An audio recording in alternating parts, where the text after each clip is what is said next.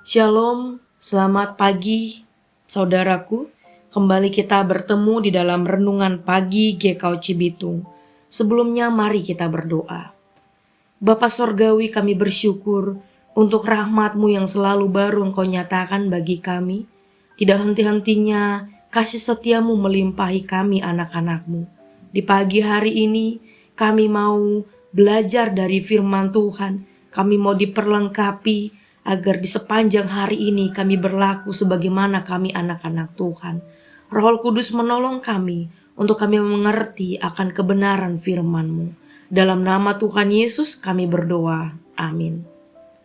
Saudara yang Tuhan Yesus kasihi, pagi ini yang menjadi tema renungan kita adalah masa lalu yang buruk berubah di tangan Allah, yang diambil dari Yeremia 29 ayat 11.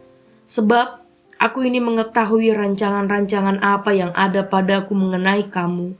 Demikianlah firman Tuhan, yaitu rancangan damai sejahtera dan bukan rancangan kecelakaan, untuk memberikan kepadamu hari depan yang penuh harapan. Demikian firman Tuhan.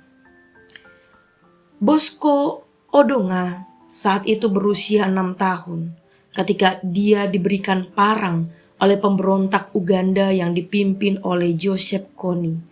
Pemberontak memaksanya untuk membunuh adik perempuannya yang masih berusia 5 tahun bernama Julie.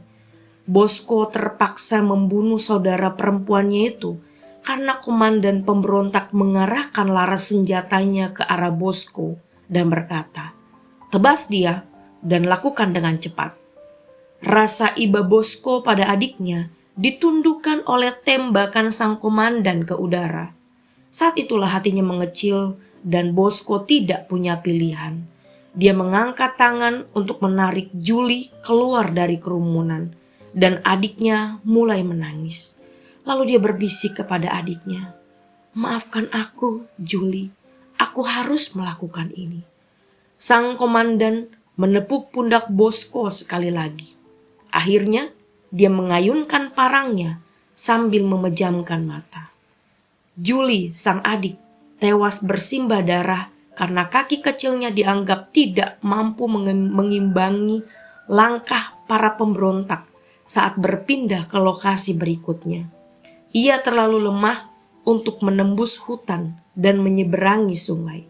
Ia menghambat gerak cepat pasukan dan dia harus dihabisi. Di Afrika, sebagian anak dipetik paksa sebelum waktunya, diajari mematikan orang lain ketika mereka baru saja belajar tentang kehidupan. Senjata yang dipanggul hampir menyamai tinggi tubuhnya, tapi nyawa musuh adalah sepiring pisang bakar dan sekerat daging rusa. Mereka menukar makan malam dengan regang nyawa miliknya atau orang lain. Hari-hari di belantara Afrika dan di lembah-lembah Arab adalah kehidupan masa kecil yang jauh dari gemerlap. Di sana hampir 20 juta anak terlibat dalam perang. Anak-anak yang berhasil melampaui perjalanannya mengalami trauma, depresi, menjadi pecandu narkoba, atau terkena penyakit psikosomatis. Sebagian lagi insomnia karena setiap pejam mata adalah kisah getir. Setiap cium adalah bau anyir, setiap dengar adalah bunyi senapan.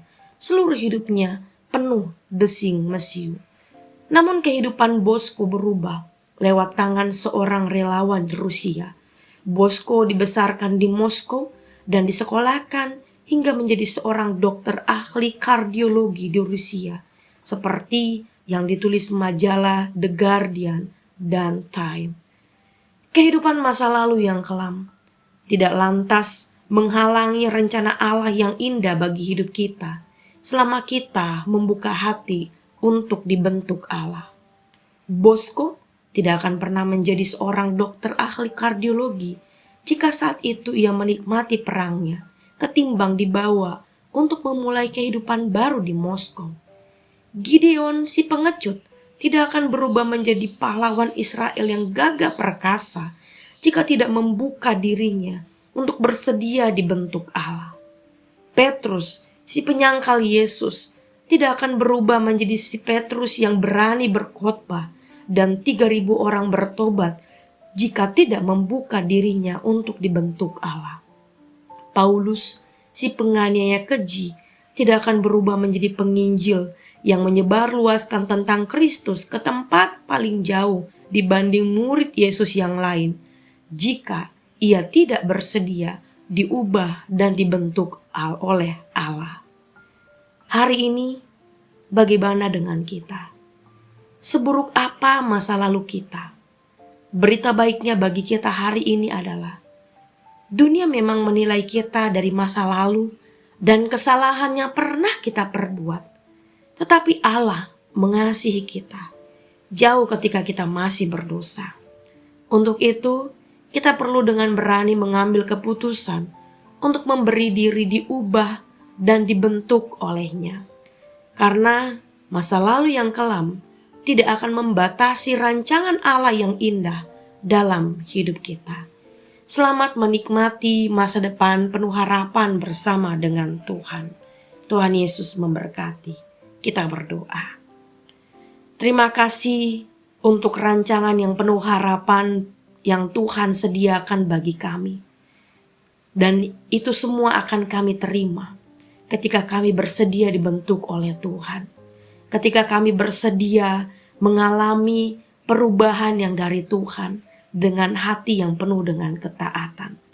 Hari ini Tuhan, kami mau menjalani dengan hati yang penuh ketaatan. Kami mau menatap masa depan yang penuh harapan yang telah Tuhan sediakan bagi kami. Karena kami percaya Tuhan memampukan kami. Tuhanlah yang menolong kami. Di kesempatan ini pun kami mau berdoa untuk saudara-saudara kami yang sedang bergumul dengan kesehatan mereka. Kiranya kuasa darah Yesus yang menyembuhkan mereka. Kami berdoa untuk saudara-saudara kami yang sedang dipenuhi dengan beban-beban hidup. Kiranya kuasa Allah yang mengangkat beban-beban mereka, menolong mereka keluar dari setiap pergumulan-pergumulan yang mereka hadapi. Tuhan Yesus, kami percaya Engkau saja yang menolong, yang memampukan kami anak-anak-Mu. Terima kasih untuk kebaikan-Mu yang tidak berkesudahan. Kiranya damai sejahtera Allah dengan segala kelimpahannya menyertai, memberkati saudara sekalian. Amin.